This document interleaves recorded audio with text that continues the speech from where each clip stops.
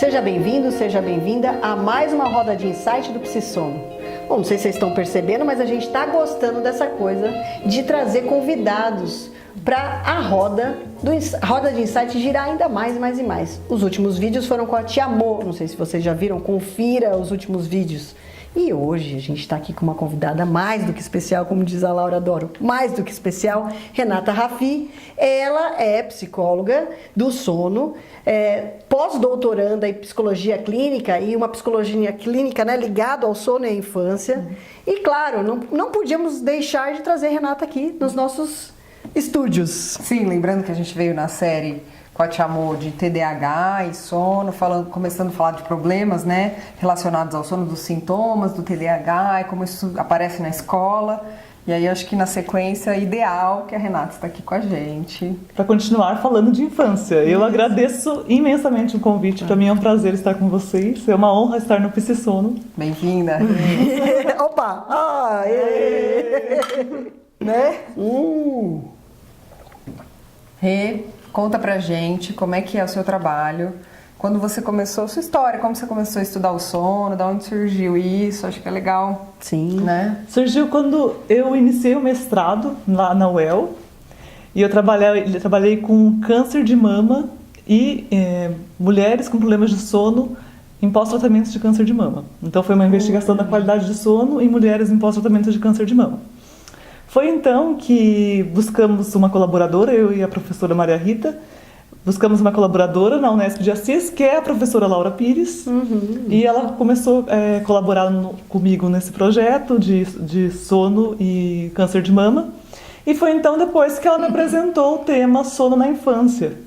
Né? Então ela me apresentou o tema sono na infância, que foi o meu projeto de doutorado. Então eu comecei com sono em adultos e depois eu fui para o sono em crianças. E daí eu estudei no doutorado, problemas de sono na infância, que é insônia comportamental da infância, e agora no pós-doc eu trabalho com medo noturno e crianças que dormem com os pais. Olha que interessante. Temas, gente, pra gente. É um poço. Um poço. Vamos começar com sono na infância, porque a gente já tá na onda, mas a gente depois pode voltar pro sono e câncer, que a gente já também teve vídeo sobre isso, né? Mesmo. Mas, Rê, então conta um pouco mais do seu trabalho do doutorado. Acho que como é que foi? O doutorado foi que é a principal queixa na infância, né? São os pais mais se queixam, são daquelas crianças que têm dificuldade de iniciar e manter o sono, que é a insônia comportamental da infância, por associação inadequada de início do sono ou por dificuldade de imposição de limite por parte dos pais. Né? Então a gente está falando aqui de insônia em crianças, é isso? Isso, o termo é insônia comportamental da infância, que está nos termos diagnósticos anteriores, né? Mas assim, na literatura a gente coloca problemas no momento de dormir e despertares noturnos. Eu acho que fica mais específico e melhor para os pais entenderem também. Bacana. Porque é complicado falar também insônia em crianças, né? Então vamos falar problemas no momento de dormir e despertares noturnos. Problemas no momento de dormir, problemas comportamentais? Isso, problemas comportamentais. Então fala pra gente aí, o que são esses problemas comportamentais? Então assim, excluindo problemas de ordem biológica, de sono, como a apneia, síndrome das pernas inquietas, outros problemas que podem ocorrer com a criança, se a criança não tem esses problemas, também alergia do leite, N outros problemas orgânicos, será que tem origem comportamental? Sim, a maioria dos problemas na infância são de origem comportamental. Então as queixas que os pais mais reportam são a dificuldade da criança ir para a cama, ela resiste, ela protesta ir para a cama. Isso é bastante comum com crianças de 3 a 5 anos, por exemplo, em idade pré-escolar. Resistência em ir para a cama, protesto, birra, pedir para atrasar o horário. Elas querem viver? O que é, Renata? Elas querem viver, elas querem... Ela quer testar os limites dos pais, também. Elas estão se conhecendo como indivíduos, né? E as crianças um pouco menores, assim, de 6 meses, os bebês e as crianças na primeira infância, até 3 anos mais ou menos, é mais comum ter problemas de associações inadequadas para início do sono. Tá. Então, por exemplo, o que seria uma associação inadequada para início do sono? Quando a criança associa o início do sono com o peito da mãe, que ela fica chupetando o peito, chupetando a mamadeira, ou chupeta, ou fica no colo dos pais. E na ausência dessa condição, ela não consegue adormecer.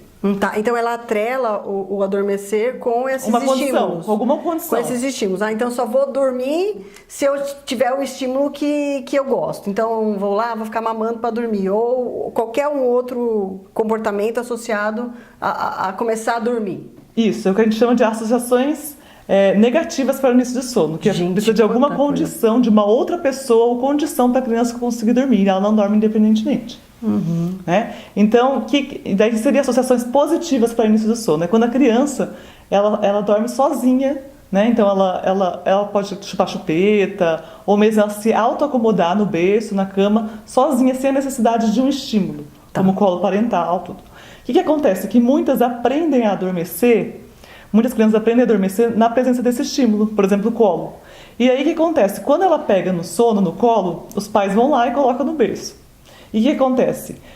A arquitetura do sono é normal depois de cada ciclo, a criança despertar. Só que, para aquela criança que aprendeu a adormecer no colo dos pais, ela vai precisar daquele mesmo estilo para voltar a dormir. Gente, vocês estão entendendo? No meio da noite. A questão toda, né? Vamos tentar entender assim. A gente tem dois grandes grupos de crianças. Aquelas que são da primeira infância e as crianças de 3 a 5 anos. A gente está aqui dando mais foco para crianças de primeira infância até 3 anos. Mas isso pode acontecer com todos também. Pode acontecer. Que é um estímulo que ele aprende nesse estímulo só dormir com aquela situação. E aí fica um pouco complicado, porque realmente o sono, você já disse, né, Laura? A gente tem um ciclo, mas de repente a gente acorda e dorme de novo. E essas crianças, elas acordam e se não tiver o mesmo estímulo, elas vão berrar, elas vão ir na cama com os pais, elas vão procurar a mamadeira. Isso, enfim. tudo depende da forma como ela aprendeu a adormecer. Né? Eu acho que tem uma coisa que também, que quando uma criança na primeira infância tem problema, a probabilidade de ela continuar tendo problema depois é maior, né? De desenvolver mais resistência. Exatamente. Acho que a gente pode, Sim, né, eu acho que voltar para continuar nesse assunto. Sim. Né? Vamos voltar. Você que acabou de chegar aqui no Psisono, veja os outros vídeos. E esse é o primeiro que a gente vai continuar aqui, ó, segurando essa caneca aqui da Renata, para ela continuar falando. Porque além desses comportamentos, como que será que a gente resolve? Como que a gente muda esses comportamentos? Como que essas crianças podem dormir melhor? Enfim, então fique conosco e aguarde o próximo. Obrigada!